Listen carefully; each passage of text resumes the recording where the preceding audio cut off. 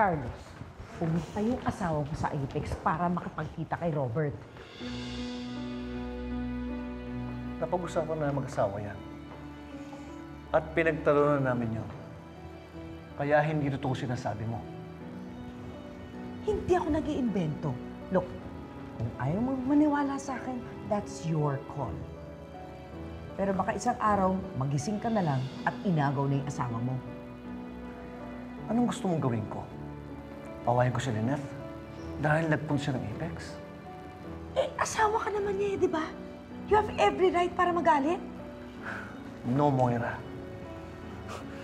Dahil every time na pinagtatanong namin si RJ, ako ang lumalabas na masama. Ngayon, kung bad trip ka, dahil pinalayas ka na naman sa Apex, huwag mo na kaming idamay mag-asawa. Maayos ang pagsasama namin ni Lynette. Kaya tantanan mo na kami. Moira, kung wala kang magawa sa buhay mo, pwede ba umalis ka na? Dahil busy ako.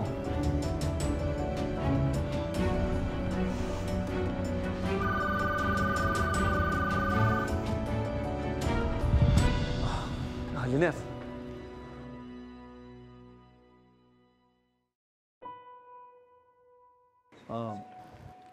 Kasama ba si RJ? Oh, sige. Kung kayo lang nila Giselle, tsaka mga anak nyo, okay lang naman. Meron ako naging pasyente rito. Niregaloan ako ng cupcake.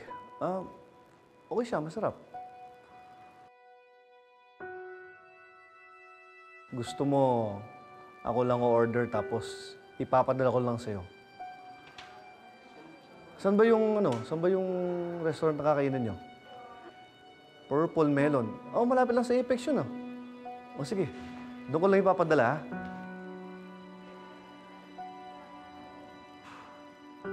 Okay, sige.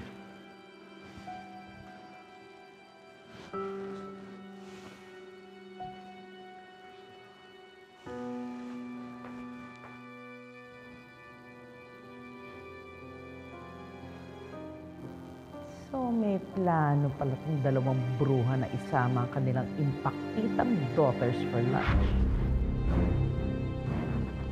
Type ko yatang mag-join.